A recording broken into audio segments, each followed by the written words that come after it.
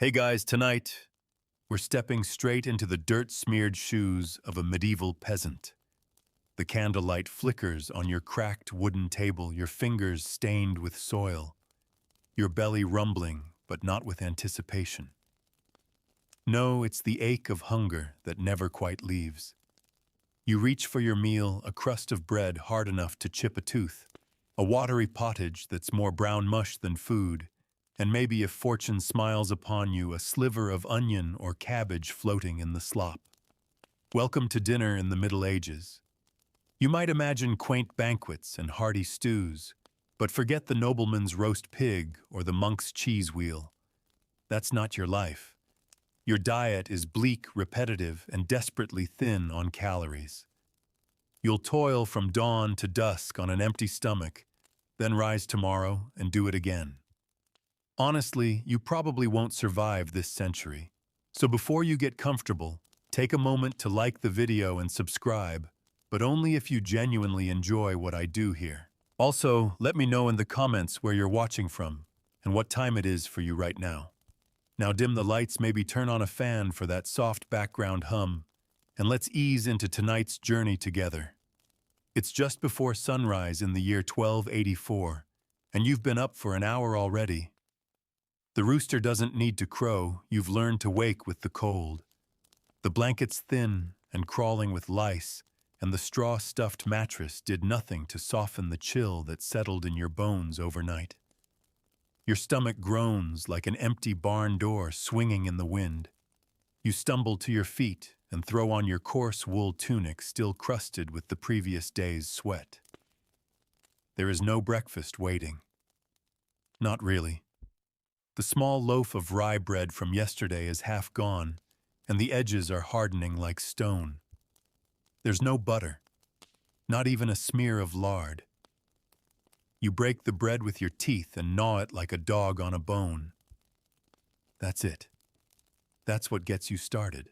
Your mouth is dry, but water has to be fetched. Not from a tap, there is no such thing. You take the wooden bucket and walk to the stream. The water is cloudy, and a few cows were here earlier, judging by the muddy hoof prints. You drink it anyway. Sometimes you boil it, but not this morning. Firewood is too precious. You can't spare it for drinking water. You look around, and everyone in the village is doing the same. It's a landscape of sameness. There's no individuality when everyone is poor. Children chew on the same bread rinds, elders dip hard crusts into whatever thin soup was left from the night before. Occasionally there might be a strip of salted pork hanging from the rafters reserved for the holy days. You saw it last week, a grimy, shriveled thing barely recognizable as meat. But it's not for today. Today is a bread and pottage day. Again. You pull a hoe from the corner and head to the field. The land isn't yours, of course. It belongs to the local lord. But you work it as your father did, and his father before him. Maybe you'll earn a handful of oats for your labor or a cup of barley. But more often, it's customary duty. That's the phrase they use when they want your work for free. The field smells of wet earth and sweat. You push through the aching monotony of plowing and planting, dreaming sometimes of something sweet. Fruit, maybe. An apple, a cherry. But fruit is for the Lord's table, not yours. If you're lucky, you'll get some crab apples in the autumn. Sour, mouth-puckering things that barely count. But even those are treasured. By midday, your back is screaming and your belly is hollower than ever. It's time to pause. You trudge back toward your hut and find your wife stirring the pot over a smoky fire. What is it, you ask, though you already know? Pottage. Always pottage. A weak gruel made of peas, beans, or lentils, depending on what's available. Sometimes barley if you're lucky. This one has leeks and wild herbs she gathered from the hedgerows. No salt, no fat, just water, starch, and fiber. You spoon it into your mouth and try not to gag when you crunch something gritty, probably a bit of sand, that clung to the roots. Still, it's warm, and that's something. The kids slurp theirs quietly. You can see their ribs beneath their tunics. They're used to the ache now. You all are. It's normal. A full belly is not the goal. A less empty one is. On feast days, things improve marginally. Maybe you'll catch a rabbit. Maybe the village baker will part with a meat pie that's mostly crust and onion with the faintest whisper of pork fat inside. But those are events. Rare and bright like stars you only glimpse through a cloudy sky. Day to day, you subsist. You don't feast, you endure.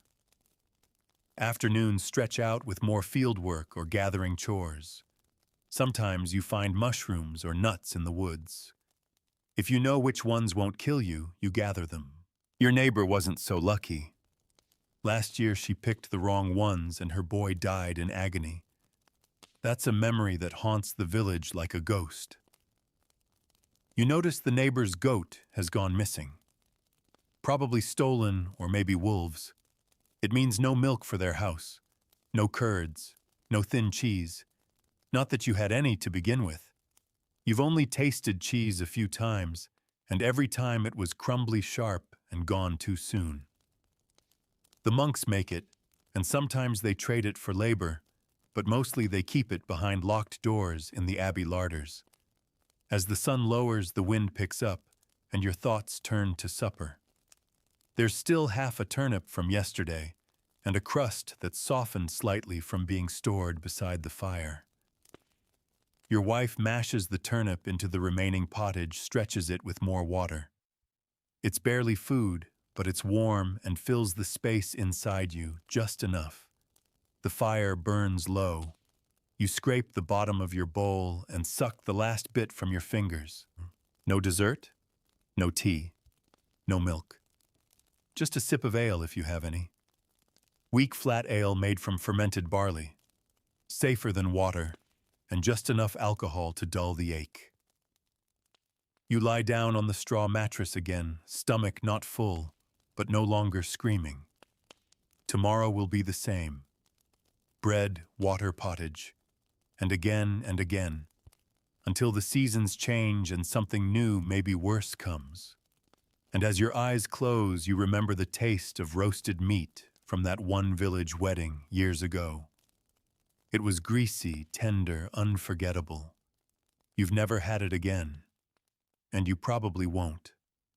The night settles thick and heavy over your hut, and the wind pushes against the thatched roof like a restless animal.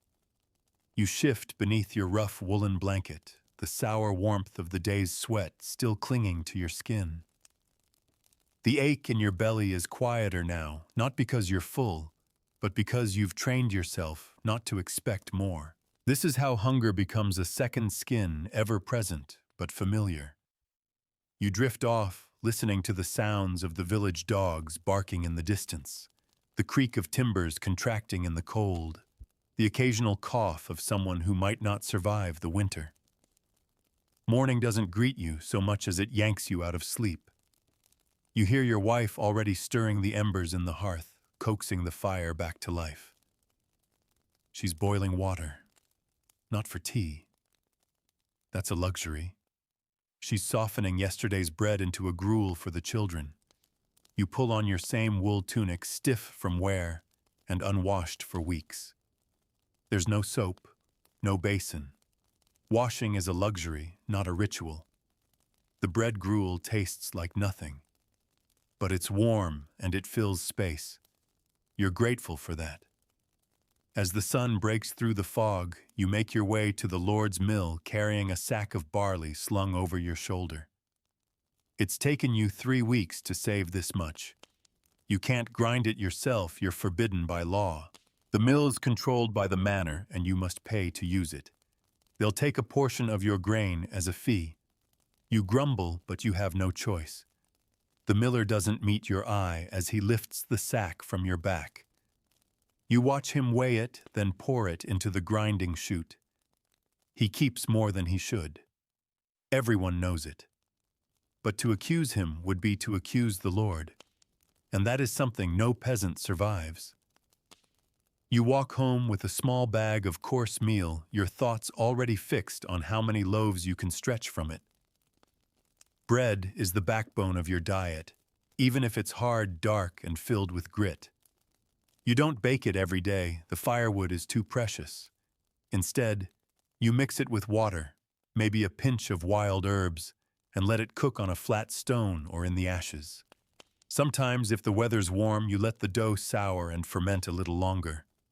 It becomes chewier, tangier. It still won't rise like the white loaves the clergy enjoy, but it's better than nothing. You remember hearing once, maybe from a passing friar, that nobles eat bread as white as snow, made from fine wheat flour sifted again and again. Your bread is nothing like that. It's dense, grayish-brown. Sometimes it has flecks of straw or weeds because you've had to stretch the grain with whatever filler you can find. Ergot sometimes clings to the rye, a black fungus that's almost impossible to detect. Some years it brings strange sickness, convulsions, visions, even death. But you eat it anyway. What else can you do? There's no such thing as variety in your meals. Food follows the calendar just like the church. Lent, no meat. Advent, no meat. Fridays, still no meat. Not that it makes much difference. You rarely see meat unless an animal dies unexpectedly or you're lucky enough to trap something in the woods. And even then, the local law says game belongs to the Lord. Poaching can mean losing your hand or your life, so you don't risk it. Today is a meatless day, like most. Your wife is already preparing the pottage. She's used up the dried beans from the spring. Now she's working with what's left. Some limp cabbage leaves, a parsnip that's gone soft, and wild garlic she found along the roadside. It smells sharp and green, but there's no fat in the pot to carry the flavor. You offer to barter for some lard, but your neighbor shakes his head. He's got his own mouths to feed. Still, you sit together to eat. It's the one moment of pause in the long stretch of toil. The children gulp their portions down quickly, then suck the juices from the crusts of bread like it's a feast. You chew slower, knowing this might be the last hot meal until tomorrow. You lean back against the wall of your hut and look out at the muddy path that snakes between the cottages. A woman is carrying a basket of foraged greens, dock leaves, nettles, maybe a handful of chickweed. You recognize the look in her eyes. She's calculating. Every leaf, every root, every edible weed is a potential meal. This is survival, and it depends not on what you grow, but what you find. Your mind drifts to dreams of a better table. You once worked a harvest feast at the manor house. The scent of roasting meat was intoxicating. They had pies, actual meat pies with butter in the crust, and spices you'd never even smelled before. Cinnamon, maybe. Or cloves. The kitchen boys told you the cook had sugar imported from the East, but that could have been a lie. Either way, it didn't matter. The scraps they threw to the dogs were better than any meal you'd had in months. That memory still clings to you, not with bitterness, but with wonder.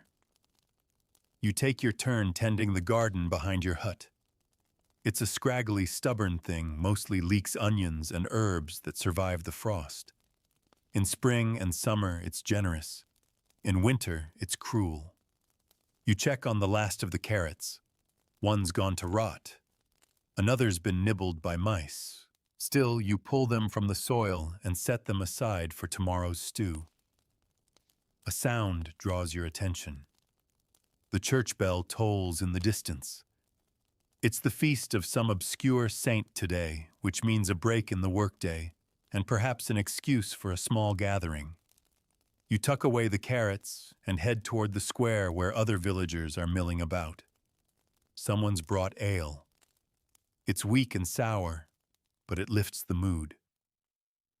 A woman passes around flat cakes made of oat and honey. Rare treats saved for occasions like this. You take one savor, the chewiness, the way the honey sticks to your teeth. It's the sweetest thing you've tasted in months. The celebration is brief, and as the sun sinks lower, everyone returns home. You walk slowly, your stomach unusually content. Not full, but content. That single oatcake lingers on your tongue like a benediction. Back home, the fire is dying. You feed it the last of the kindling and settle in. Tomorrow, there may be less food, or maybe the mill will grind fairly. Maybe the garden will surprise you. Maybe the neighbor will trade a chicken egg for some of your onions. You live on maybes. It's how peasants survive. Sleep comes slowly. You count your breaths listening to your wife snore softly beside you. Her hair smells faintly of smoke and wild garlic, the same scent as your supper, the same as always. And as your eyes grow heavy, you dream not of riches or palaces, but of a hot loaf of bread, fresh, soft, and steaming. You reach for it in your dream, and just before your fingers touch the crust, the rooster crows. The rooster's cry cuts through the last threads of your dream, dragging you back to the gray dawn. You lie still for a moment, eyes open to the dim rafters overhead. There's a draft in the corner. Rain must have pushed through during the night. You can feel the cold biting at your feet beneath the threadbare blanket. But there's no time for stillness. The day has begun. You push yourself upright, rubbing the crust from your eyes. Your joints pop as you rise, and your stomach greets the new day with the familiar hollowness. Hunger has a rhythm here. It is never truly gone, only louder or softer. You step out onto the muddy threshold of your hut and stretch, breathing in the smells of smoke-wet hay and morning mist. Already the sound of activity hums through the village hooves, clopping on stone babies, crying, pots clanking. There's no breakfast waiting. You tear off a chunk of yesterday's barley bread, now harder than your axe handle. You soak it in a cup of weak ale to soften it. It's a trick passed down by your father and his father before him. The ale is slightly sour, thin, and barely fermented, but it saves your teeth. You eat slowly, rationing each bite like a miser with coin. This is all you'll get before hours of labor. You walk toward the common fields with your tools slung over one shoulder. The sun breaks through the mist in pale gold stripes. Along the way, you pass others, men and women bent from work and age, faces sallow from hunger and fatigue. No one speaks much in the mornings. Words are saved for moments of rest, which are rare. You nod at a neighbor and step onto the plot assigned to your family this season. The soil is damp but manageable. It's barley this year, and you pray it yields better than last year's rye. As you begin your work, your thoughts drift again to food. Not out of longing, hunger doesn't allow for longing, but out of calculation. How much barley will you keep? How much will the Lord demand? How much will you have to trade for salt or dried beans or a sack of oats? The math is always against you. The harvest never stretches as far as your belly wants. Your arms burn with the effort of tilling, and the sun climbs higher.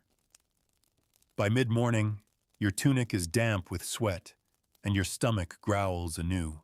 You pause briefly to drink from your flask, the water brackish but cool. You chew on a piece of dried turnip you brought from home. It's leathery, nearly flavorless, but it distracts your mouth. Food is rarely about taste. It's about staving off collapse. Your wife joins you later with the children in tow. The little ones are too young to work the fields, but they carry baskets and help gather wild herbs near the hedgerows. Nettles, mustard greens, dandelion leaves, anything edible. You watch them from the corner of your eye, hoping they find enough to flavor the evening stew. A splash of greenery turns watery pottage into something almost worth eating. At midday, you take a longer break. You all sit in a circle on the grass boots and bare feet, muddy clothes smeared with soil. She hands you a wooden bowl of thick barley mash boiled earlier and left to cool. It's sticky and bland, but it's filling. A sprinkle of salt on top, traded last week for onions, makes all the difference. Salt is precious, a treasure. You savor each crystal on your tongue. Someone nearby catches a frog and starts roasting it on a spit over a small fire. A few others crowd around. You think about asking for a peace offering some of your mash in exchange, but you hold back. Pride is a fragile thing in poverty. You keep eating your barley slow and steady. A neighbor offers you a slice of hard cheese, goat cheese, sharp and dry. You trade a few wild leeks your children picked for it. The cheese crumbles as you bite into it, but the flavor is heavenly after weeks without dairy. You savor it, sharing the final bit with your youngest daughter, who beams up at you with a smear of mash on her cheek. That smile alone feels like a feast. The work resumes as the sun begins its descent. You switch from digging to planting, spacing the seeds by eye, pressing them gently into the furrows. Each grain you place is a silent prayer. You do this every season, and every season the ground answers in silence or in mercy. You never know which.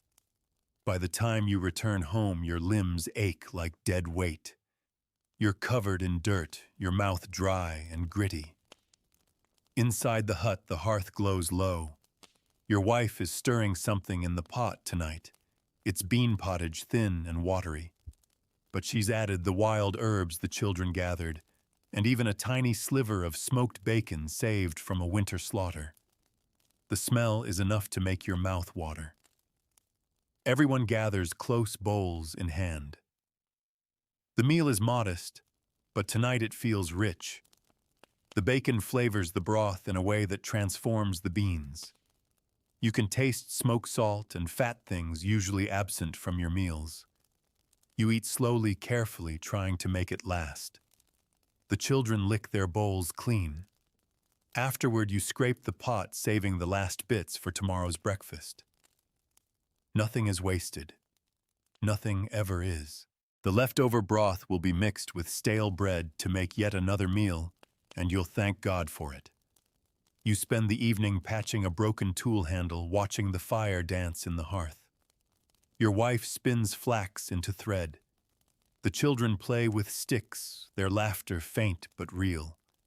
In this moment, with your belly slightly warmed and the fire casting shadows on the walls, life feels almost full. But even now you're planning. Tomorrow is market day in the next village. You've got 2 eggs from the hen and a bundle of onions to trade. You're hoping to come back with salt, maybe even a bit of lard, if you can stretch the bargain. You remind yourself not to get your hopes up. Markets can be cruel places. But the dream of lard melting into pottage keeps you going.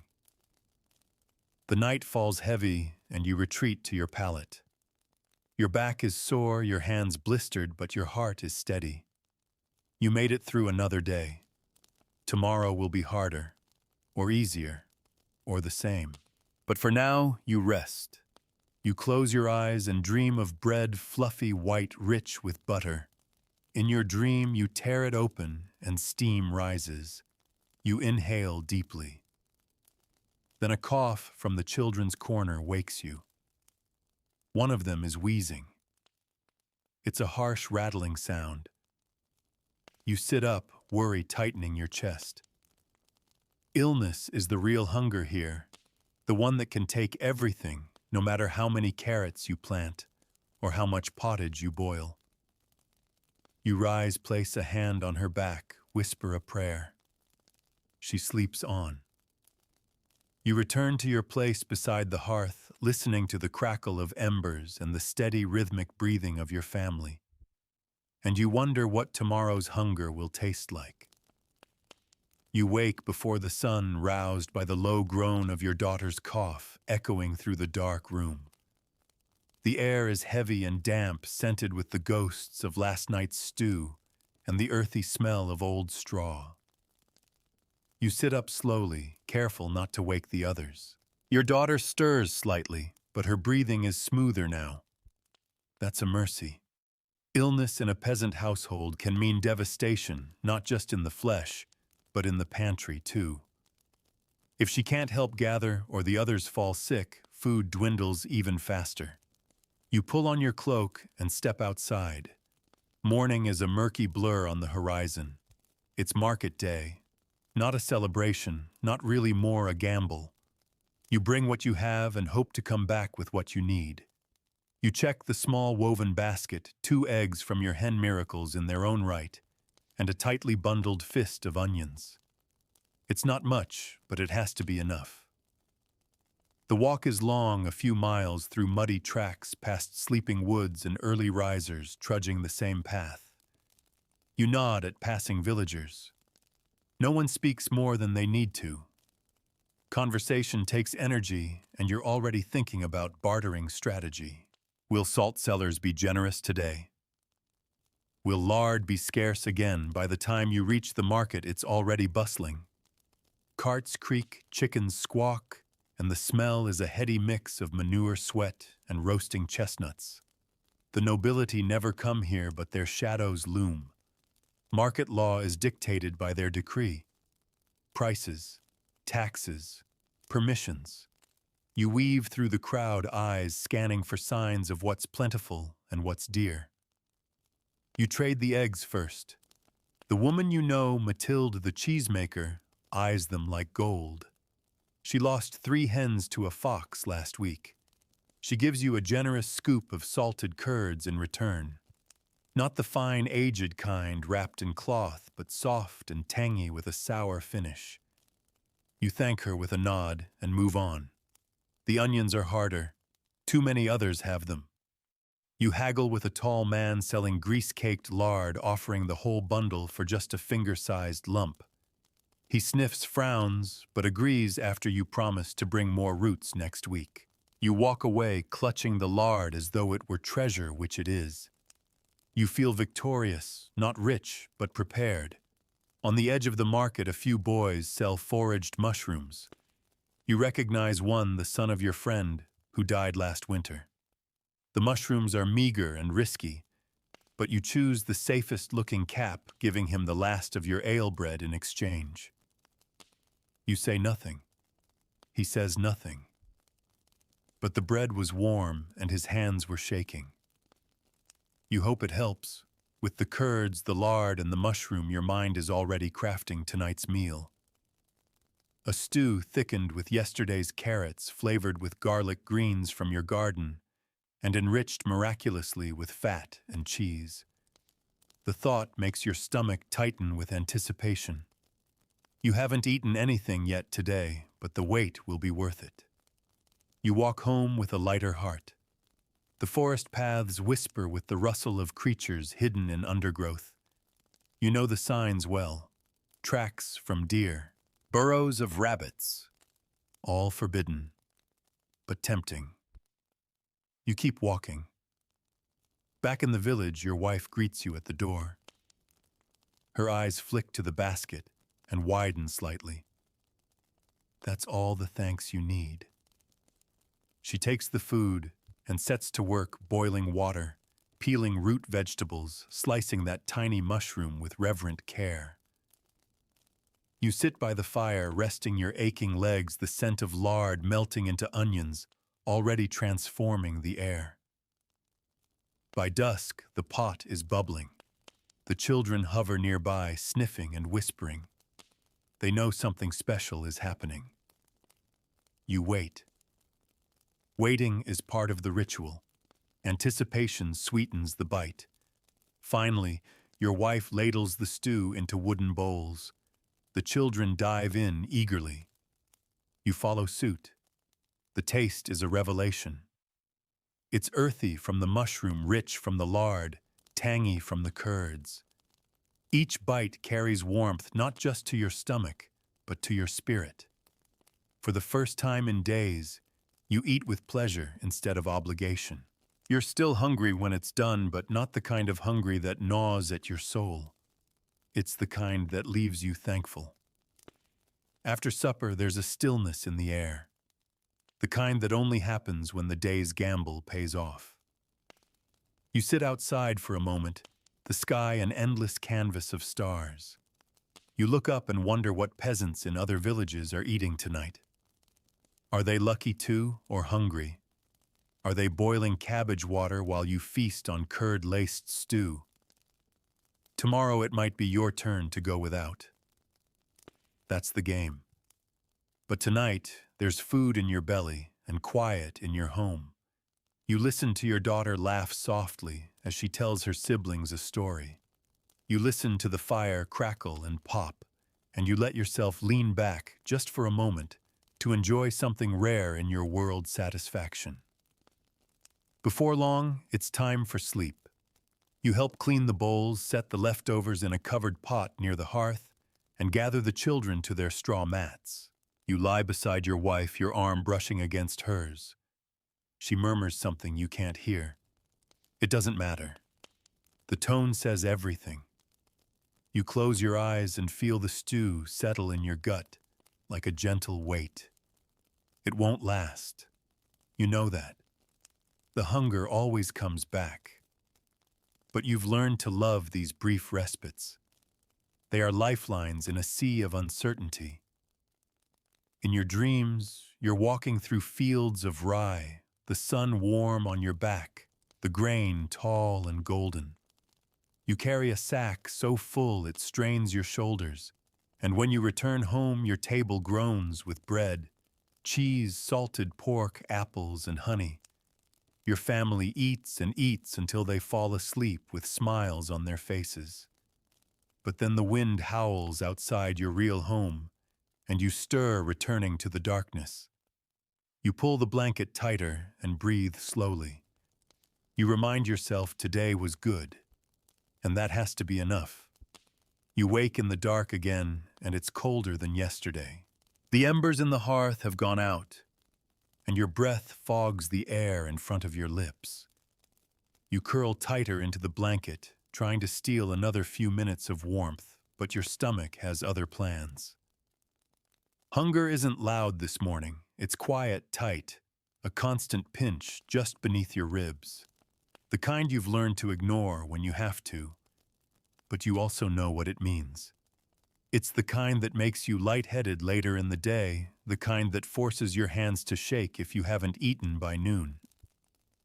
You rise without speaking, your joints stiff and your back already sore from yesterday's walking and bartering. Your wife's still asleep, one child draped across her side like a shawl. The others are curled in a heap like puppies near the hearth. You stir the ashes with a stick, digging until you find a faint glow. With dry kindling and a long breath, you coax a flame back to life. There's a bit of leftover stew from last night, just enough for the children. You scrape it into their bowls and set them by the fire to warm. You take none for yourself. Not yet. Not when they need it more. You'll manage on a heel of bread soaked in the last of the ale from yesterday. You chew it slowly, savoring the sour tang and the illusion of fullness it gives you. When the children wake, they gobble the stew, licking the bowls clean. One offers you a spoonful with innocent eyes, but you smile and shake your head. You need it more than I do, you whisper. And you mean it. After the morning chores, feeding the hen, checking the garden, you head to the forest. Today is a day for gathering, not planting. The soil is too damp for field work, and the landlord's steward won't check the quotas until next week. That gives you time. Time to scavenge. Time to hunt, if you're brave.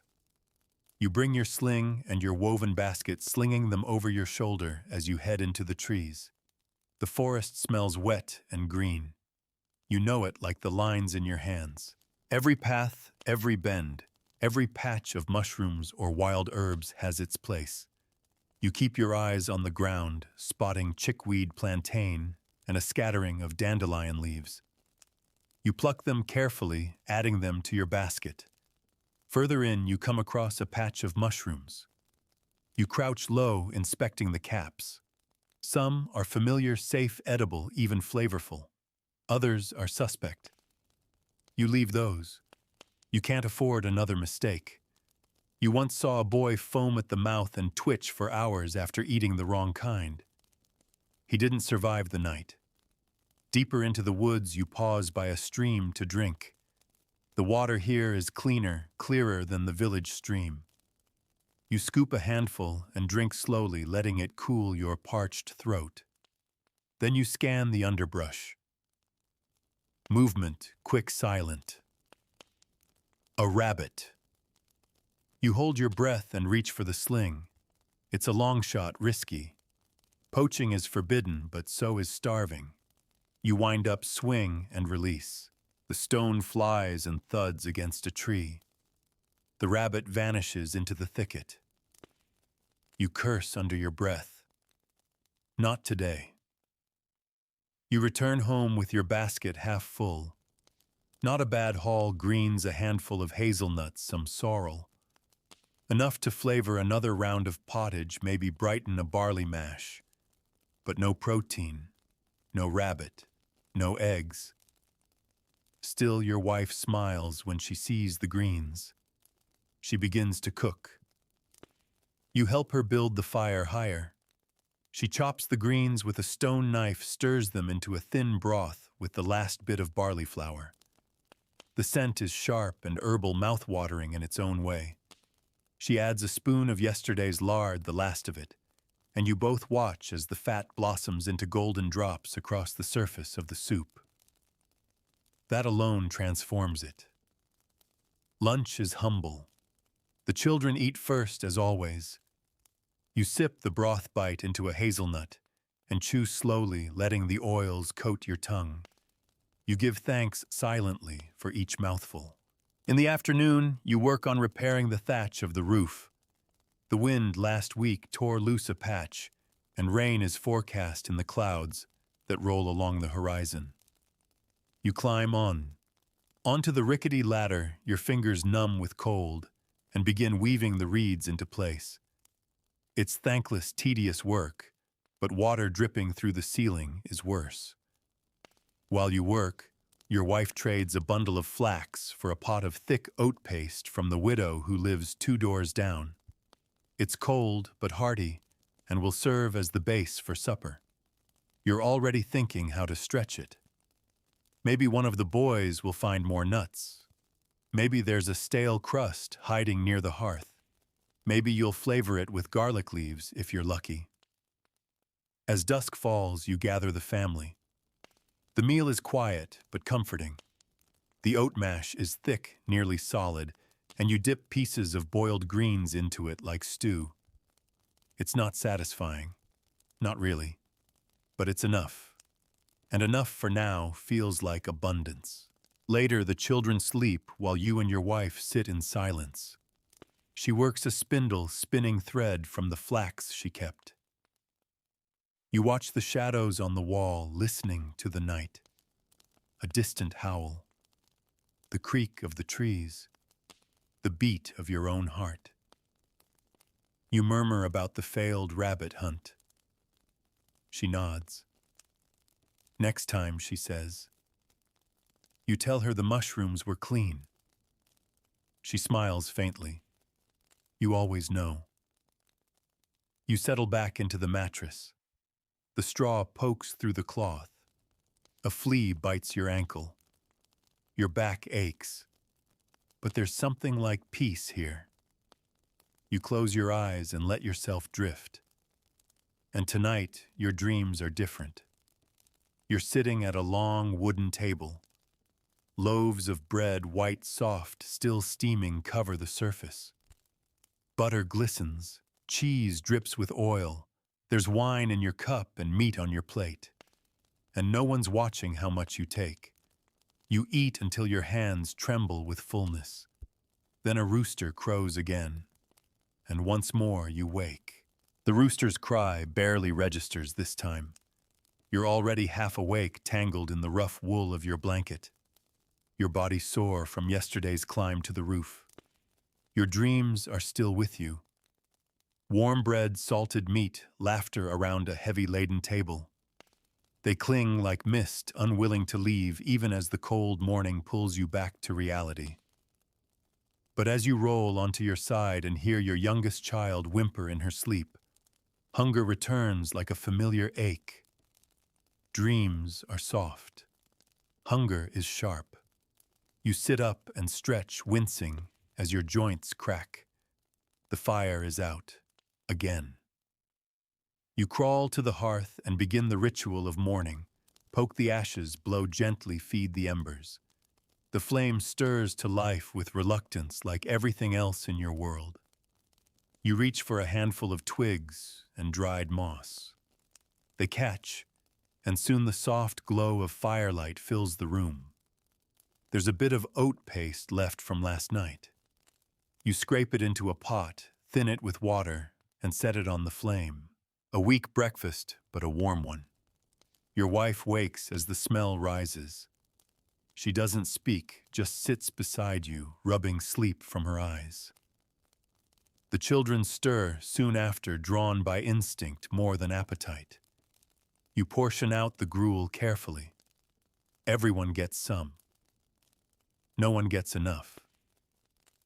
You eat last, licking your fingers to collect every drop. Then you lace up your cracked boots and prepare for another day of labor.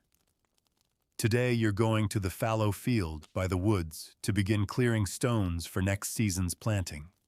It's hard, dull work, the kind that shatters your back and yields no immediate reward. But you do it because it must be done, because nothing grows where stones lie. You bring a chunk of barley bread for lunch. It's stale. You gnaw it as you walk, saving most for later. The path to the field winds past the village edge where a few families keep pigs. You glance toward the pens, watching the beasts root in the mud. Fat, pink, and snorting. One day, maybe you'll have a pig of your own. But pigs eat as much as people, and people come first. In the field, the stones rise like teeth from the earth. Some are small and round, others jagged and half-buried. You kneel and begin the process: dig, lift, toss. Dig, lift, toss. The rhythm helps you forget your hunger for a while. Your arms ache. Your palms blister. But the pile of cleared stones grows slowly by your side. Around midday, you pause beneath a crooked tree, swallowing the last of your bread. You chew each bite until it disappears on your tongue like mist. The bread has no taste, just texture, but it gives you strength to return to the rocks. By afternoon, the clouds roll in. You hear the first drops of rain on the leaves above. Not heavy, not yet, but enough to turn the soil slick. You press on, knowing the workday ends only when light fails. There are no clocks here, no bells to mark the hour. Just the sun, just your shadow. Eventually, your wife appears with the children. They carry baskets for the smaller stones, helping you clear the field. It's the kind of work you do as a family, silently, without complaint. Your daughter hums as she works off-key but sweet. Your wife kneels beside you and whispers that she's found a patch of watercress near the stream. Her eyes gleam with quiet victory. As the light fades, you all walk home together. Your legs are numb. Your shoulders scream. But there's a comfort in walking with them and knowing they are warm-fed and still with you. Back at the hut, dinner is simple again. Pottage, this time with barley-dried peas and the watercress your wife found. The greens add a peppery bite, something fresh and unexpected. There's no meat, no fat, but there's warmth. You eat slowly, letting the heat spread from your mouth to your chest, then out to your hands. The children chatter about what they found in the dirt: bugs, roots, shiny stones. Your wife smiles at their excitement, then glances at you. You know that look. She's wondering how long you can all keep this up. You're wondering the same thing. But you say nothing, After the meal, she brings out a cloth bundle from beneath the straw mattress. Inside, a surprise 2 apples. Small, slightly bruised, but real apples, saved from harvest. She hands one to you, the other she slices into pieces for the children. You bite into the fruit. The tartness shocks your tongue. The sweetness follows like light breaking through clouds. You close your eyes. It's the best thing you've tasted in weeks. You thank her quietly, touching her hand in gratitude. She smiles and leans her head on your shoulder. The children lick the juice from their fingers. Later, you work by candlelight repairing the handle of your wife's cooking pot. It cracked yesterday, and she's been worried it might split during boiling. You use twine resin and a scrap of cloth to bind it tight. You hope it lasts another season. The candle burns low. The wind picks up again, rattling the shutters. You huddle together in the corner near the hearth, your family, a tangle of limbs and breath and dreams. Before you sleep, you whisper a prayer. Not for riches, not even for a pig. Just for another day like this, where the rain holds off, the food lasts, and the children laugh at dinner time. You drift off, imagining the next harvest, the barley high and golden, the peas fat in their pods, and apples, dozens of them, hanging heavy from every tree. You know it's just a dream, but still you dream it. The morning begins before your body is ready. The air is damp and heavy, clinging to your skin the moment you open your eyes. You hear the soft sound of your wife's breathing, the gentle sigh of children shifting in their sleep, and beyond the walls the cawing of distant crows, announcing another gray dawn. The aches in your joints arrive with full clarity like old companions. You've come to expect them. You stand, stretch, and wince at the familiar pull in your back. The fire is nearly gone again. You crouch and coax it back to life with practiced hands. There's barely any kindling left. You make a note to gather more today, but you already know it will be a matter of finding twigs in places others haven't already stripped bare. The competition is quiet, but fierce. No one talks about it. But you all know who's beaten you to the hedgerows when the ground turns up nothing but damp moss. Your wife joins you silently, her feet bare and chilled. She brings with her the small pot where last night's pottage settled into a thick, cold paste. You add a splash of water and place it over the fire, stirring slowly, as the smell begins to rise again. Familiar, faintly earthy, slightly sour. It isn't bad. It isn't good. It just is. The children eat first again. Your youngest barely chews, just shovels the mush into her mouth like a starving chick. The older ones go more slowly. You and your wife eat what's left. There's enough to keep the hunger quiet for a few hours. That's the best you can hope for. Today is baking day, or rather bread-making day. Baking is a generous word for what you'll be doing.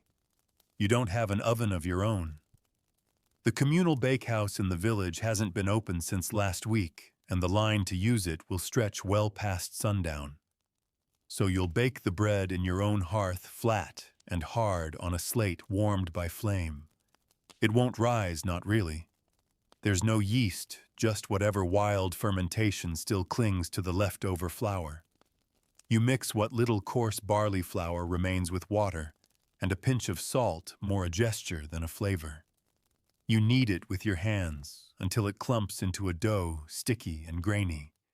You pat it flat, then press it onto the stone slab beside the fire. It hisses when it touches the heat, the steam rising, like a whisper of false luxury. It smells good, though. Anything warm and cooked smells like hope. As the bread chars and cooks, your wife scrapes the last bit of curd from the cloth bag. There's maybe enough to smear on one side of the finished loaf. You let the children split that piece. The rest you eat plain, breaking it with your hands and dipping it in water to soften the crust. It fills the gaps. It doesn't please the tongue, but it tames the stomach. Later in the morning, you and your eldest son head out to help mend the manor fence. The steward called for labor, and when the manor calls, you go. You're paid, but not in coin, never in coin. Instead, the reward will be grain. A full stone sack of rye flour if you finish the section before dusk. You jump at the chance. Rye bread will carry your family for a week. The fence is old and crumbling. The wood is split, warped by rain and rot. You work in silence, pulling out rusted nails, hammering in stakes, tying down beams with rope. The steward checks in, once eyes you both says nothing. That's better than him saying something. You keep working. By midday, the sun breaks through and your son removes his cap, wiping sweat from his brow. You hand him a piece of cold bread and a few wild cherries you managed to pick last week. He beams like you gave him a feast. You both sit chewing slowly, staring at the barley fields in the distance. They're just beginning to sprout rows of green fingers reaching toward the sky. If the weather holds, it might be a good harvest. If not, you don't finish the thought. Work resumes, and your arms go numb from hammering. Your son cuts his finger on a splinter, and you tear a strip from your shirt to bind it. He doesn't cry. He's already learned that pain isn't unusual, just inconvenient. By late afternoon, you finish the last section of fence. The steward nods once, then gestures to the waiting sack. It's heavier than you expected. Rye mixed with some wheat. A luxury. He must have had leftovers from the manor stores. You thank him quietly, bow your head, and lift the sack to your back. The weight makes your legs tremble, but you don't care. You're already thinking of tomorrow's loaves, of the difference that flour will make. Back home, your wife's eyes light up when she sees it. She opens the sack and plunges her hand in, letting the grains run through her fingers like treasure. You see the future written in her expression, soft bread, golden crusts, something real to chew. Tonight, you don't cook a full meal. You eat simply cold oat mash with onion greens. You're saving your strength. Tomorrow you bake. Before sleep, you sit by the fire and watch your wife grind some of the grain with the stone mortar. The rhythmic scraping is almost soothing.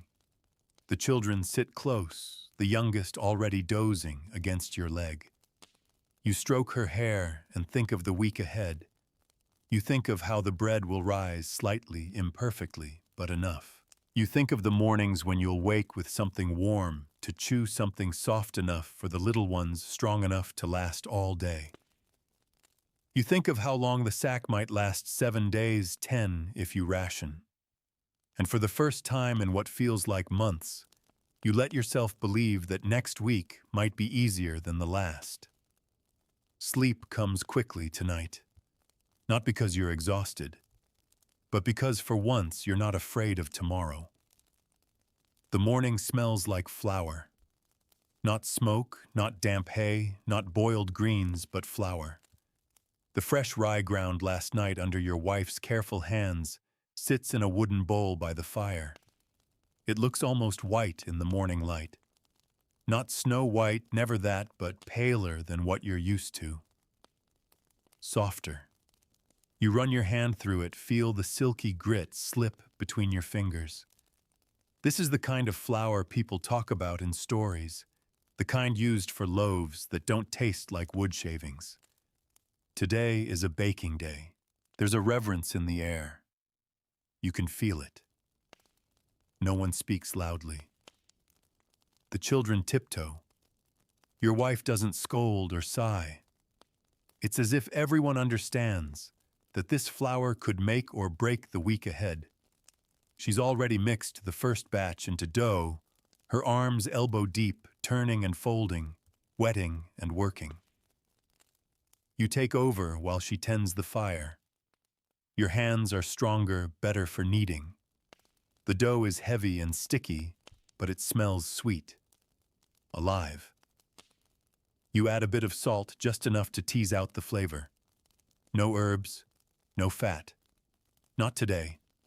This bread will be clean and strong and true. You divide the dough into thick rounds and wrap them in cloth to rise by the fire. There's no yeast in them, just what lives in the air and the flour itself. Wild fermentation. It's never consistent, but it's always faithful eventually. While you wait, you check the garden. The onions are still holding the leeks, look sturdy, and the mint has spread like gossip across the corner plot. You pick a few handfuls. Fresh breath is rare but appreciated. You also gather a clutch of stinging nettles, your fingers practiced at avoiding their burn. Boiled, they'll make a perfect soup base. A poor man's spinach, your father used to call it. Back inside, the loaves have risen a little. Not much, but enough. You heat flat stones in the hearth and press the first round into place. It hisses on contact, the air thick with steam and the scent of warm grain. Your wife bakes while you keep the children busy. You send them to gather firewood and wildflowers, anything to pass the time. When the first loaf is done, you all stand around it like it's a sacred object. It's not soft, not golden, but it's hot and thick and real. You break it with your hands, the crust resisting for a moment, before yielding to a dense, steaming crumb. You tear off pieces and pass them around. The children chew with wide eyes. Even your youngest, whose teeth are still coming in, can manage it. The taste is earthy, honest. It lingers on the tongue, rich with everything that came before your blisters, your sweat, the miles walked with that sack of grain on your back. You eat slowly, reverently. You don't even notice that no one has spoken in minutes. There's nothing to say. This bread speaks for you. After the meal, your wife stores the remaining loaves in a linen sack tied with twine. They'll harden in a day or two, but you'll soak them in pottage or ale to soften them again. You don't waste bread. Ever. With your stomach full for once, the rest of the day feels lighter.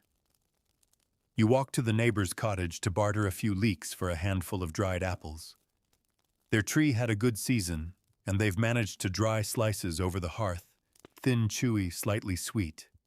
You chew one on the walk home, feeling like you've stolen a taste of something forbidden. Fruit in winter. It almost feels wrong. In the afternoon, you take your son to the river to gather reeds. You'll need them for roof repairs and basket weaving. He skips stones along the surface while you bundle the stalks. You watch him out of the corner of your eye, growing taller, stronger, quieter. You remember being his age and how food felt like a dream, then something that came and went like the seasons. You wonder how long you can keep him fed, how long before the hunger begins to make him bitter. He picks up a frog and laughs. You let him keep it. He'll roast it later, a secret snack over the fire, pretending it's a feast. You remember doing the same. As the sun dips low, the two of you walk home, reeds over your shoulders, bellies not empty, not full, but content. That strange, rare middle place where need stops gnawing and just waits. Dinner is soup nettles boiled with leeks, a few dried peas, and torn bits of the fresh bread dropped in to soak. It turns into a thick, savory porridge. The children eat eagerly. One of them picks up her bowl and drinks the last of the broth straight. You laugh. So does your wife. Laughter feels strange in your mouth, like stretching muscles you forgot you had. That night the house is warmer. Not because the fire is bigger, but because you are. The bread, the soup, the peace, they hold you up in ways that fire alone never could. Your wife sits beside you, spinning thread, her foot tapping in rhythm. You mend a sandal, one eye on the flicker of candlelight. The children sleep quickly, bread-stuffed dreams, overtaking them before their heads hit the straw. You lie down last, staring at the thatch above, listening to the gentle breathing of your family.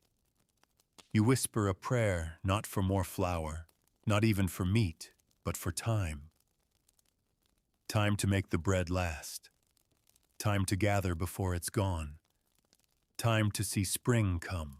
And in your dreams you are kneading dough again, but this time in a kitchen full of sun with tables overflowing, and your wife laughing flour on her cheeks, her arms strong and sure. You don't want to wake up, but you know you will. You wake to the scent of damp earth and warm ash. For a moment in the fragile haze between sleep and wakefulness, you think it's still yesterday, the day of the bread, the rare laughter, the full stomachs. But then you stretch your arms, and the ache settles in again. Your back is tight, your hands sore, your mouth dry. The scent of bread lingers faintly in the air, but there's no meal waiting, just memory. The fire is down to embers again. You crawl toward it, adding dry grass and a few twigs gathered from the shed corner. There's barely any left. Firewood has become scarce. The hedgerows have been picked clean, and you know others are walking farther into the woods, deeper into places the manor claims as its own. You'll have to risk it soon. Without fire, there's no food. And without food... You glance toward the linen sack of bread hanging by the beam. It's lighter already. 4 loaves remain. You close the cloth tightly and hang it back up. Rationing begins today. The children stir as the room warms. Their faces are smudged with sleep and soot their hair tangled like bramble. But they smile when they see the pot warming over the fire. Your wife had soaked last night's crusts in water, thickening them with a scoop of barley flour. It's not a feast, but it's warm. You ladle the mixture into bowls, small portions for everyone. It sticks to the sides of the bowl as you eat thick, heavy, tasteless. But it works. That's enough. Today's task is charcoal. You were asked by the village warden to help gather the wood and dig the trench. Charcoal brings coin, not just trade. It's one of the few things you can make that the merchants want. And coins can buy what the forest won't give. You walk to the clearing with 2 others, old Tomas with his bent spine and Joran the wheelwright's apprentice. Each of you carries a spade, a sack, and a flask. The air in the clearing smells of moss and decay, sweet with the rot of autumn's leftovers. You work in silence, digging the pit wide enough to hold teas in a cone. The fire will be set, and then smothered with dirt, forcing the wood to carbonize slowly. A process that takes days, but yields something of value. As you shovel, your stomach growls. You chew a piece of cold bread to silence it, sipping water that tastes faintly of iron. The work numbs you, repetitive, backbreaking, slow. But there's a strange peace in it, too.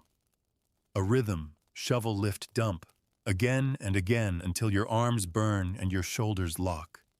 By midday, you've formed the pit. The logs are stacked, the kindling placed. Joran lights the base and the smoke rises in thick white curls. You and Tomas begin to cover it with damp earth trapping the fire. You'll come back tomorrow to check it. The warden gives you a small copper coin for the day's labor. You pocket it carefully, the weight of it electric in your palm. A coin isn't just metal. It's a promise, a future purchase, a shield against famine. On the way home, you pass the river and rinse your face in its icy water. Your reflection stares back thinner, older than you remember. Hunger doesn't just pull at your belly. It hollows your face, carves your cheekbones, makes your eyes sink deep like dried fruit.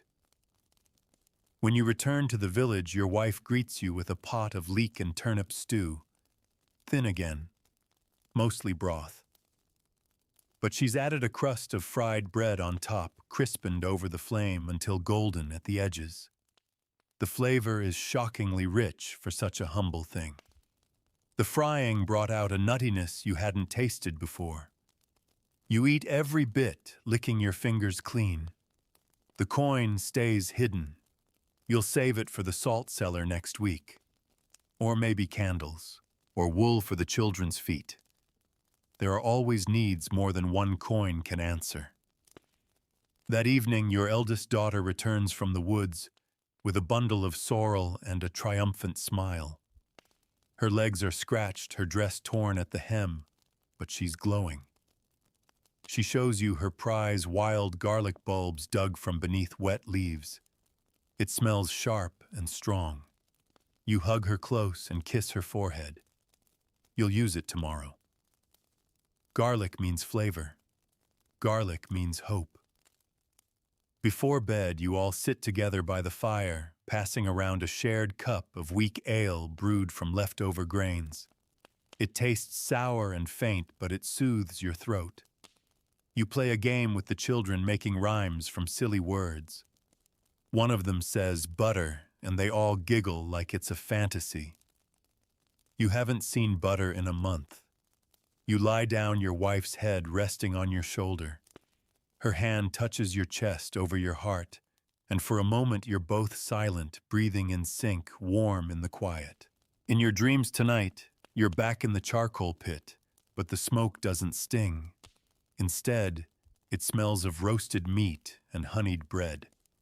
You walk through the haze and find a banquet beneath the trees, baskets of fruit, wheels of cheese, loaves of white bread pies bursting with berries. You reach for an apple and it glows in your hand like gold. Then the dream shifts. The trees darken. The feast disappears. And you're left standing alone, your hands empty, the smoke thick and choking. You wake coughing, your throat dry. The fire's gone out again. But morning is coming, and there's garlic waiting. You wake to the sharp, pungent scent of garlic. It cuts through the musty air like sunlight through fog. Your daughter's prize from the forest, those wild bulbs, is already being prepared. Your wife kneels by the hearth, slicing the cloves into slivers with her belt knife, the same one she uses for everything, harvesting greens, cutting twine, whittling pegs. The garlic hisses as it hits the pot, sizzling briefly in a spoonful of lard she saved from 2 nights ago. The smell is almost dizzying. You sit up slowly, letting your muscles protest one at a time. The children begin to stir, their noses twitching as the scent seeps into their dreams. There's only a little garlic, of course, but it doesn't take much. Just a handful of slivers to change the entire day. Breakfast is thick oat gruel today, boiled with leeks and wild garlic stirred with yesterday's stale crusts, and finished with a handful of sorrel your wife dried last week. It's green and hearty and bittersweet all at once. You all eat quietly, reverently. No one rushes. Even the smallest child lingers over each spoonful like it's a gift. The stew fills your belly with heat. You feel it spreading through your limbs, a slow fire that makes you believe, if only for a moment, that you could lift an ox cart or run across the moors without falling over. Of course, that won't happen, but it's good to feel strong again. Today is hedge mending day, another job assigned by the steward. You'll work the southern boundary of the village commons, patching gaps where sheep have gotten through. It's tiring, thorny work, but it means another sack of rye may be smaller than the last, but enough to be worth the blisters. You travel with 2 others, Marna, a widow, with sharp elbows and sharper eyes, and Garin, whose laugh is too loud but genuine. You walk together through the dewy fields, sharing a single hunk of garlic bread, your wife packed in linen. The garlic has gone mellow overnight, baked into the crust, and softened by heat.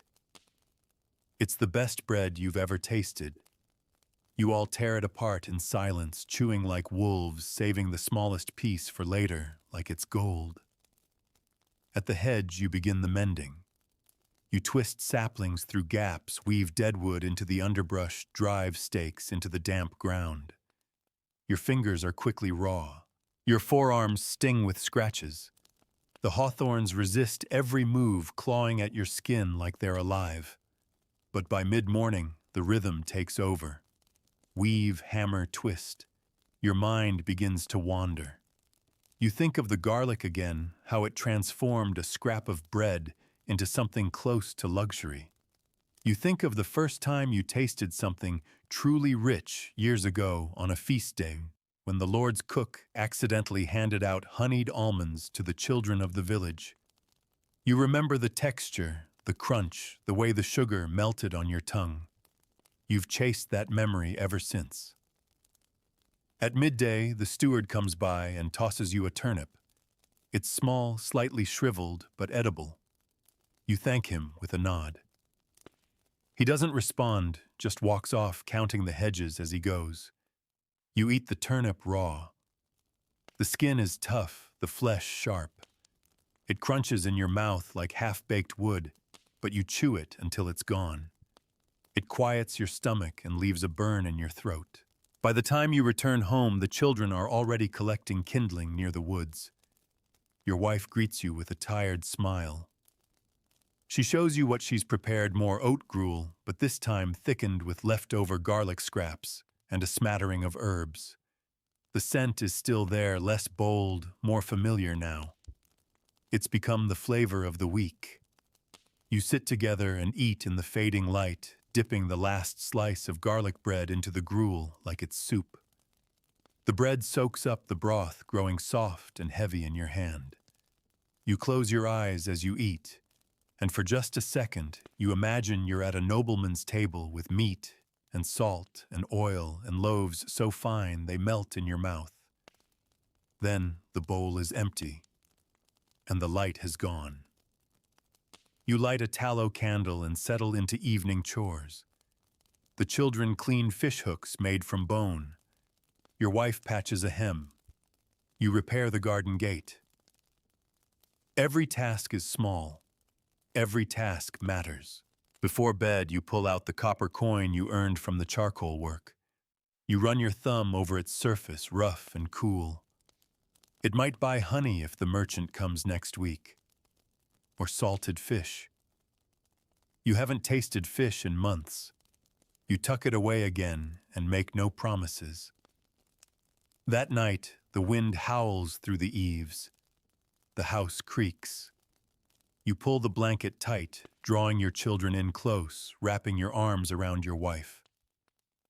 You dream not of food this time, but of a sunlit field. In the dream, you're planting garlic, row after row. The bulbs are huge, fat, golden. Each one yields 10 more, and those 10 100. The field goes on forever.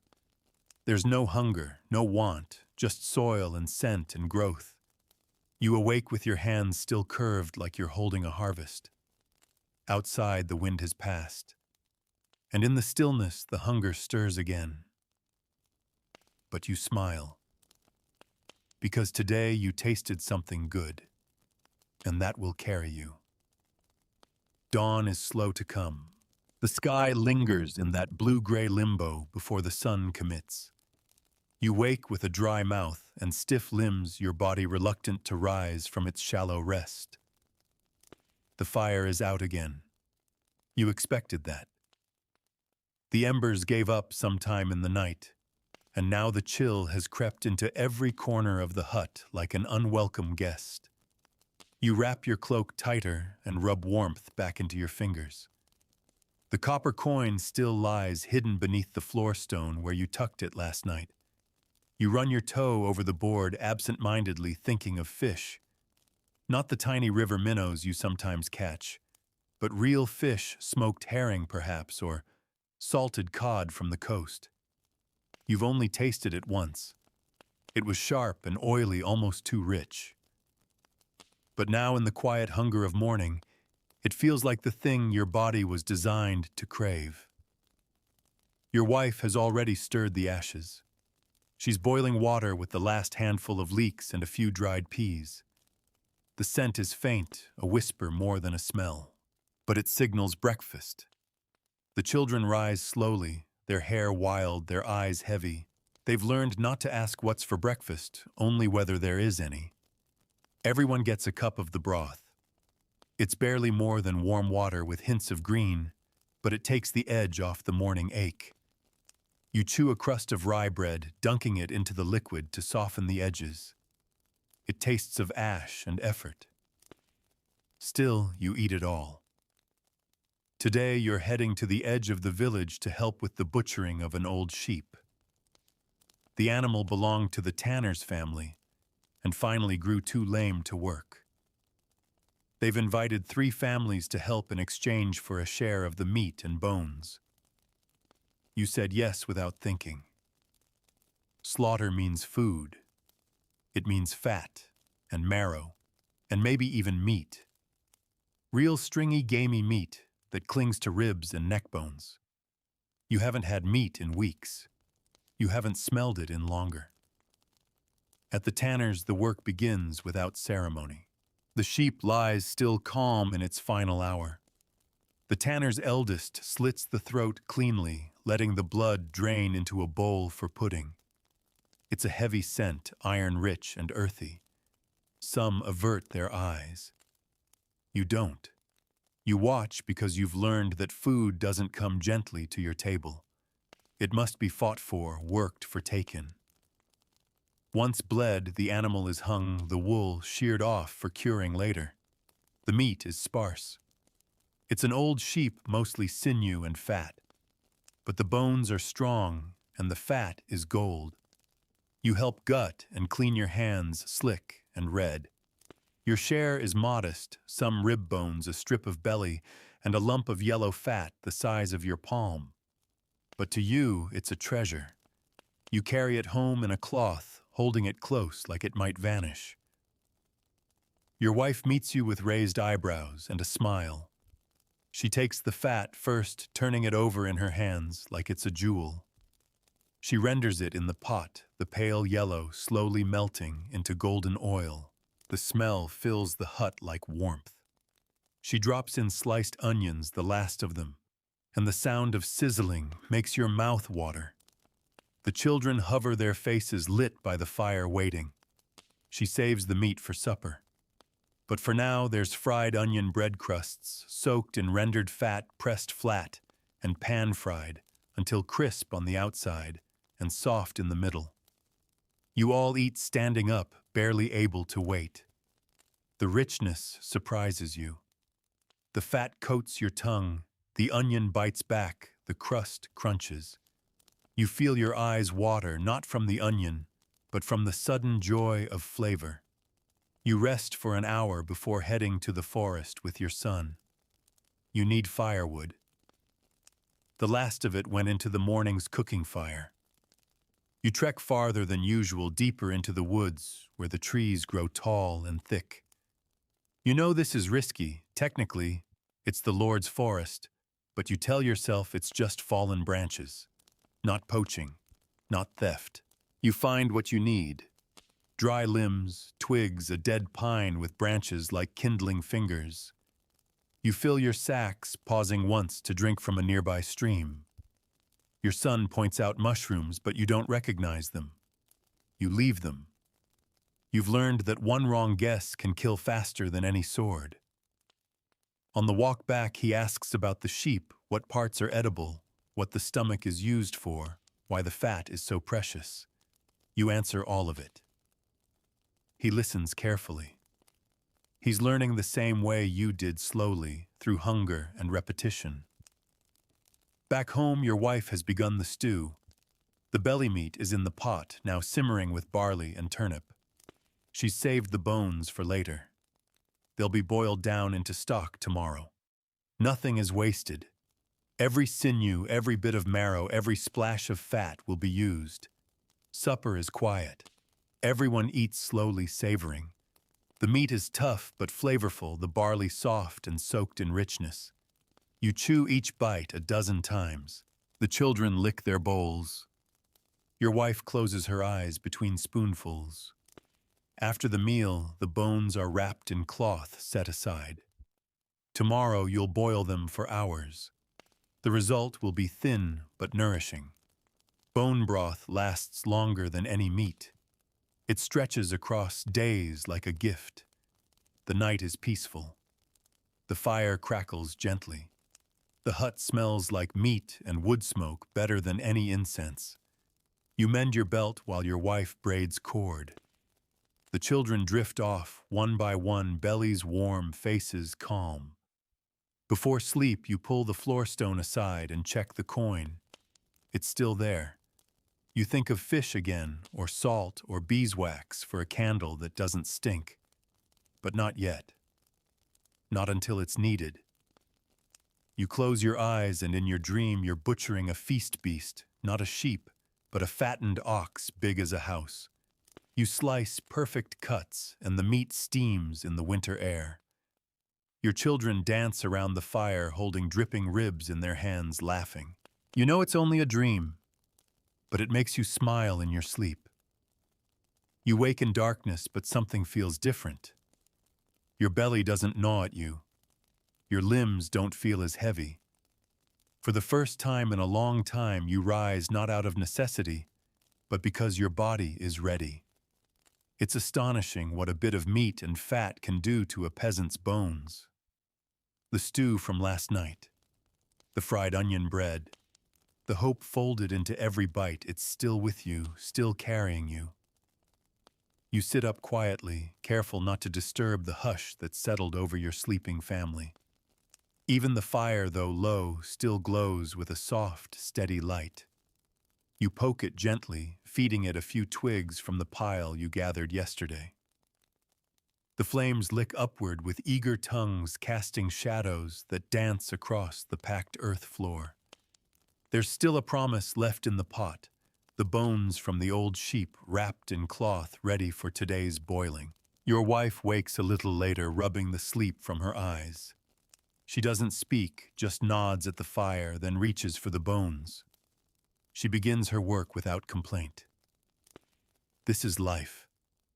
This is love in the truest form, boiling bones for a family that needs every drop of strength they can give. You step outside into the gray-blue morning. Mist hovers low over the fields. The scent of wet grass and smoke curls into your nose. A neighbor waves at you from across the lane, her arms full of nettles and roots. You smile. She doesn't smile back. Her hands are too full for joy today, but the gesture matters. After a brief check on the garden leeks, still holding no sign of theft, you walk the narrow path to the river. You've brought your net stitched last summer from flax threads and goat sinew. The river's shallow this time of year, but sometimes you get lucky. A trout, an eel, even minnows can be a miracle. You wade in carefully, shoes off, pants rolled. The water bites at your ankles. You feel the smooth stones beneath your feet slick with moss. You cast your net and wait and wait. Patience is a peasant's true crop. Nothing ever comes quickly. You pull the net in, empty. Again. Nothing. The third try, something wriggles. Small silver twitching. A minnow, no two. Not enough for a meal, but enough for flavor. You smile and cast again, more hopeful now. By the time the sun is high enough to warm your shoulders, you've caught 4 small fish, not even a pound in total weight. But together, they're enough to enrich the broth to make the bones sing. You walk home with your catch wrapped in damp cloth held like treasure. Your children see you coming and run to meet you. Their eyes go straight to your hands, scanning for food. You kneel and show them the fish. Their faces light up. You can feel it, tonight's supper will be something memorable. The broth is already simmering when you arrive. Your wife has skimmed off the fat and marrow, adding it back to the pot, along with some barley and wild herbs. When she drops the fish in, the aroma changes. It deepens, brightens. The children crowd close to the fire, sniffing like wolves. You don't eat yet. The fish need time. So you take your son and daughter to the woods to gather kindling and mushrooms. The elder daughter stays behind to help her mother proud of her role. In the woods, you find birch bark for fire starting and a few promising caps on a mossy log. You scrape the gills, smell them carefully. Edible. Not delicious, but safe. You pause beneath an old oak to rest your son leaning against your leg, your daughter braiding a twig into her hair. Will there be fish for everyone, she asks. Yes, you say, and mean it. At home, the stew bubbles gently, rich and golden. The fish have broken down their meat, dispersing through the broth, their bones carefully removed by your wife's skilled hands. The smell alone is intoxicating. It promises warmth, strength, and most rare of all flavor. You sit to eat with bowls carved from old wood, the inside polished smooth by years of use. You dip your bread into the stew, let it soak, lift it to your mouth. The first bite is heaven. The broth is full of life. The fish, though tiny, offer an ocean's worth of savor. The marrow from the bones has thickened. The liquid turned it almost creamy. The herbs sing on the tongue, mint, garlic leaf, wild thyme. You eat slowly, cherishing every bite. You share glances with your wife across the fire. No words needed. This is one of those rare nights. A night you'll remember. A night when no one says they're still hungry after the bowl is empty. Afterward, you gather by the hearth.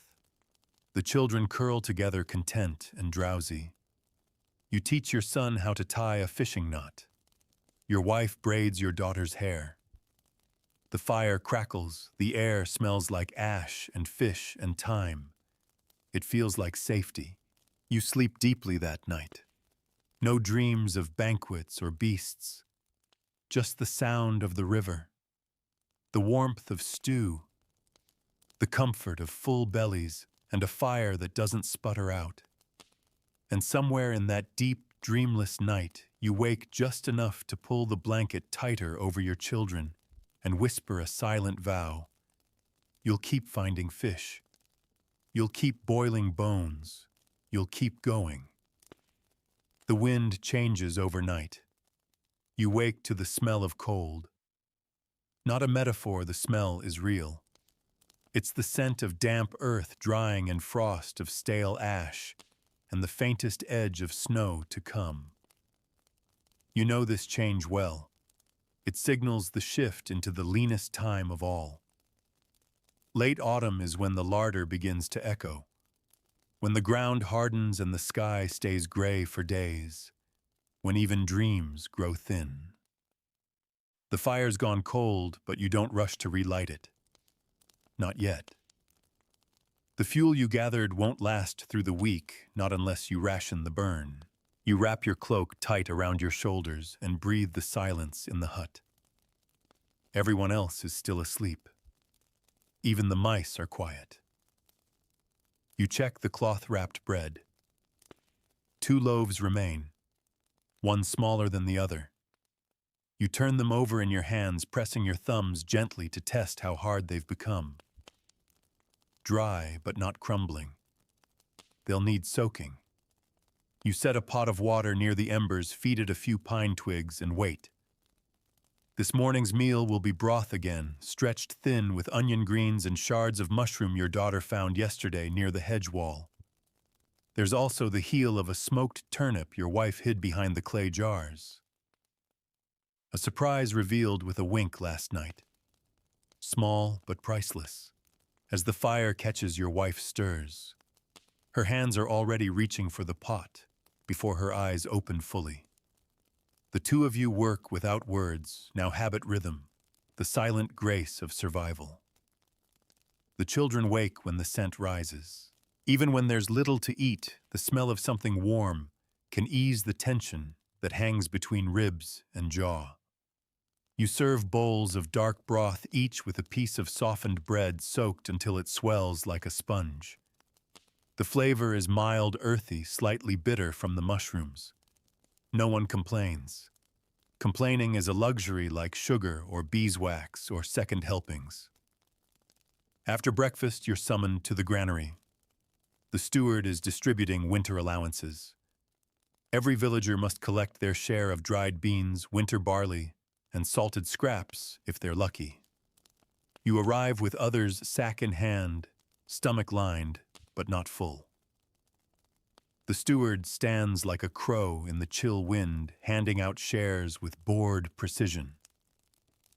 You receive 3 scoops of barley, a handful of broad beans, and a strip of dried pork skin, too tough to chew raw, but enough to flavor a pot for days.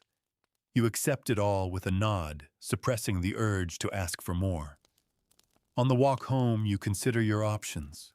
The barley will last the week if you stretch it with roots and scraps. The beans can be saved for the coldest days. The pork skin, that goes in tonight's stew. No question. Your wife listens as you unpack the bag, eyes sharp, already planning. She holds the pork skin up to the light, turning it slowly. If we boil it twice, it'll soften, she says. I'll add the rest of the garlic. We'll eat well tonight. Eat well. 2 words that once meant full tables roasted meat bread with honey. Now they mean not hungry after. That's good enough. The day's labor is weaving baskets. The merchant from the market is due in 3 days, and you've promised 6 small reed baskets for trade. He brings salt-dried fruit, sometimes vinegar. Your hands work quickly, fingers raw and calloused, weaving reeds over your knees. The children help stripping the ends, tying bundles, fetching reeds from the corner of the hut.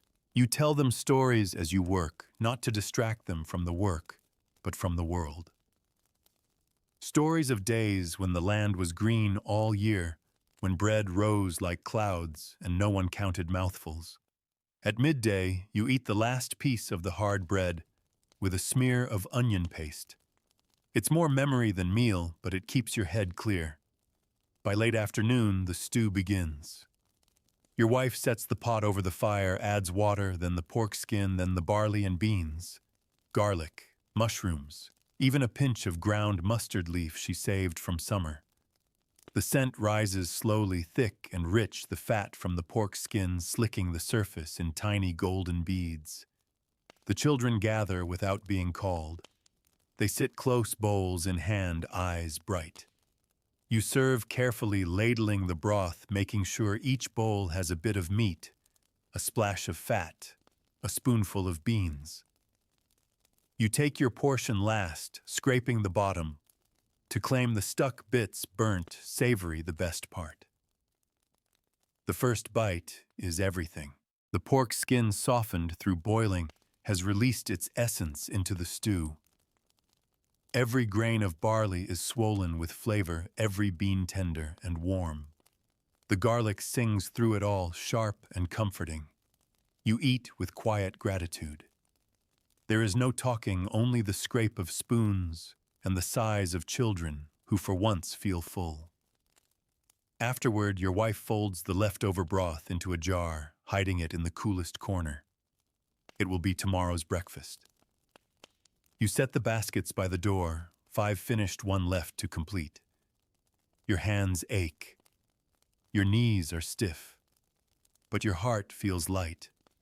You sit by the fire spinning stories for the children of a giant who ate only turnips of a fox, who traded mushrooms for bread of a king, who gave away his kingdom for a bowl of soup.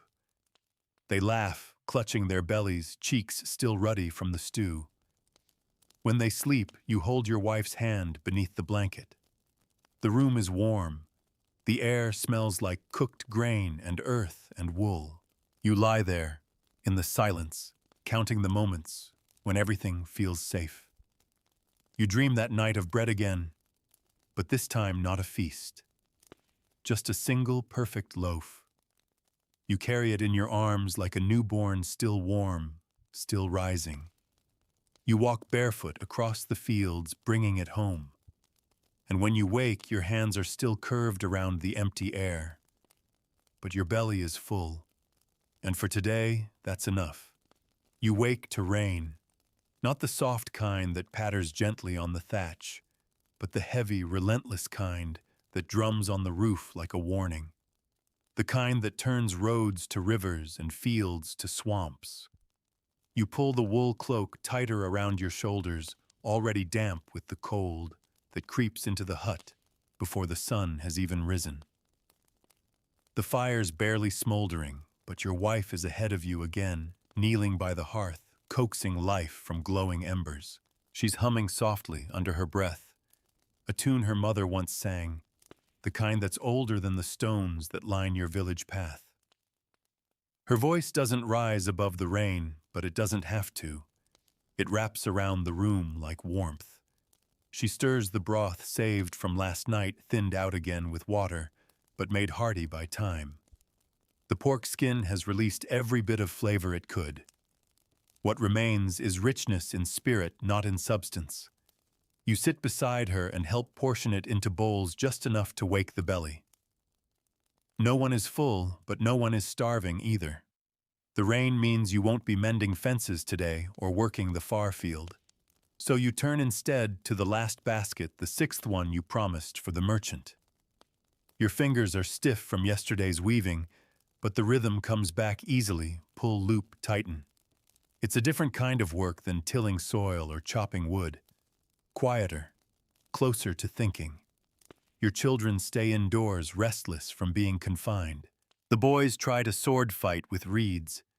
The girls help their mother strip dried mint leaves from a bundle hanging above the hearth. You smile at them. This is what survival looks like, people finding use in every idle hand. By midday, the basket is done.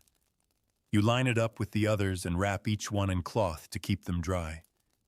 The merchant will come tomorrow, weather permitting. You pray the road holds. If he makes it through the mud, you'll have something to trade. The coin you've kept hidden might stretch farther if his sacks are full. Or not. You've learned not to expect kindness from trade-only terms. Lunch is a mash of barley and garlic leaf with a single wild egg added in, found by your youngest behind the goat shed, still warm when she carried it in her pocket. You watched your wife crack it into the pot like she was pouring gold. The egg disappears into the grain, making it rich and soft and shining. You share it in silence, eyes closed, to taste it more deeply. The rain slows by afternoon. You head out hooded in your cloak to check the garden.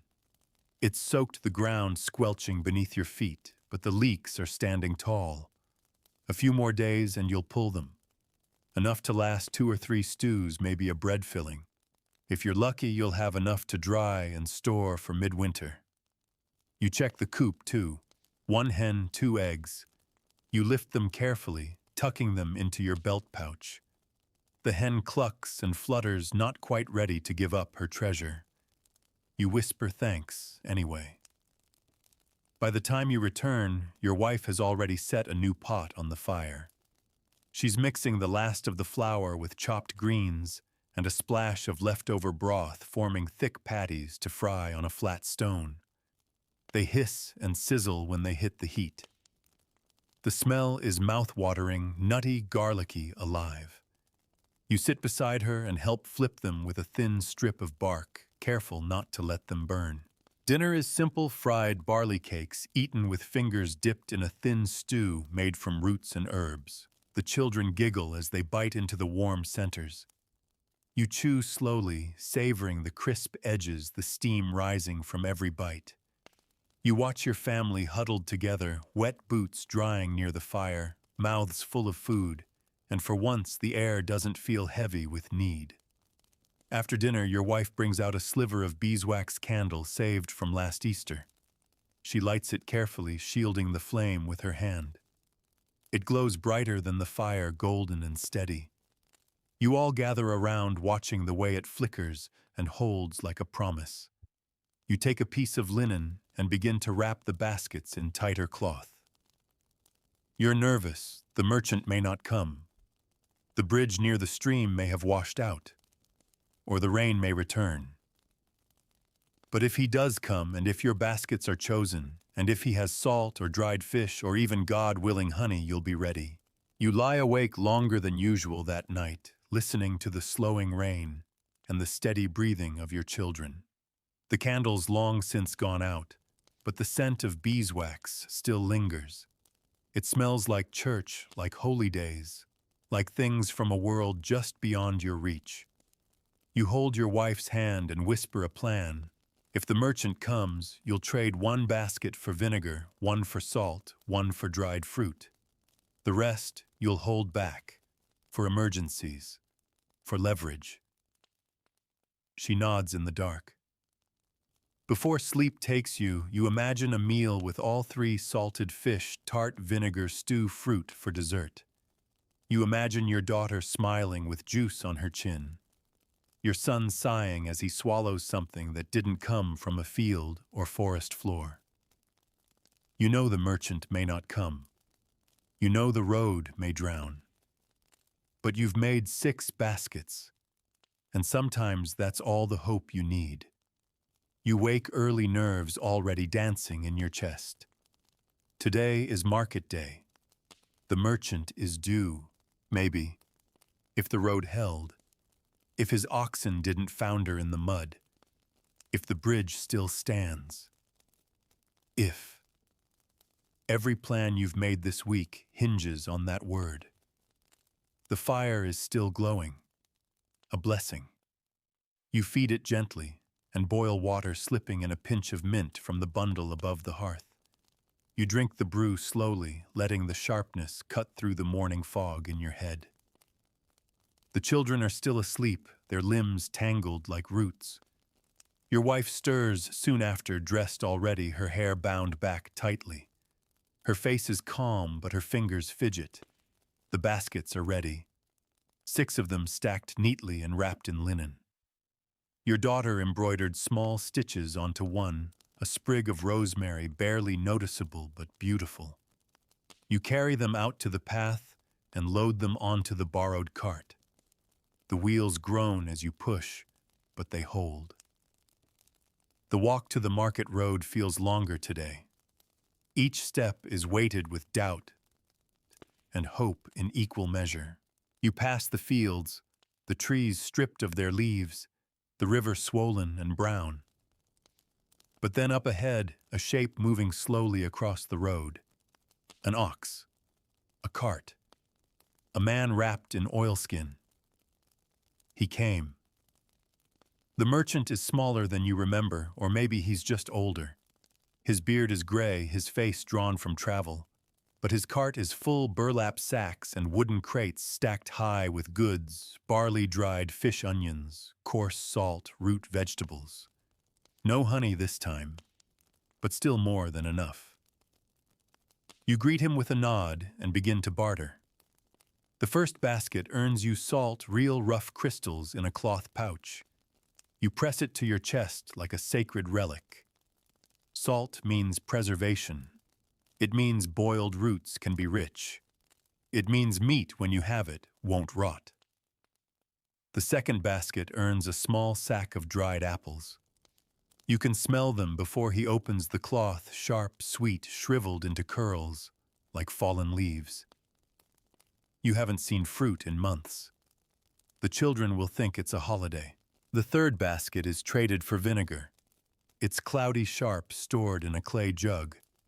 Enough to flavor a dozen pots of stew. Enough to wake your tongue from winter dullness. You hesitate on the fourth. The fifth. But in the end, you part with them too. One earns you 2 onions and a wedge of aged goat cheese, dry and sharp. The other gets you a heel of black bread from the merchant's own stores, likely stale but dense and oily, rich with the kind of flour you've never touched. You keep the last basket, not out of caution, but out of faith. Faith that there will be another day, another merchant, another trade. That your hands will keep making and your table will keep receiving. You walk home beneath a sky of bruised clouds, the cart heavier with food than it's been in months. Your wife meets you halfway, eyes wide, hands flying to the salt pouch first. She kisses your cheek without a word. Inside, the children gather close as the spoils are unpacked. The apples are divided 1 slice each. You chew slowly, letting the tart sweetness burst across your tongue. The black bread is sliced into thin rounds, toasted over the fire, and rubbed with a smear of cheese. You've never tasted anything like it. Dinner that night is barley stew laced with vinegar and onion, thickened with bread and flavored with salt. You crumble the cheese on top and watch the children devour every bite. Their faces are glowing, their bellies full. After dinner, you sit by the fire, fingers stained with smoke and joy. The rain has stopped.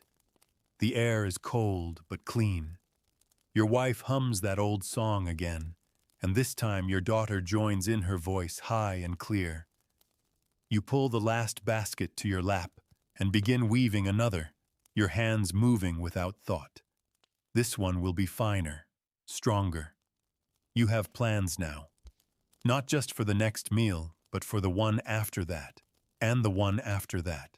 You lie down with a full stomach, the salt sack beside your bed, the taste of cheese still on your tongue. And in your dream, you're not running from hunger. You're running toward a future where your hands feed not just mouths, but memories. You wake before dawn, the fire still warm, your heart steady. You're not full, but you're not empty. You are enough. Take a deep breath. Let your shoulders drop and your brow soften. You've walked the muddy paths, smelled the barley boiling in the hearth pot, and counted every crumb with care.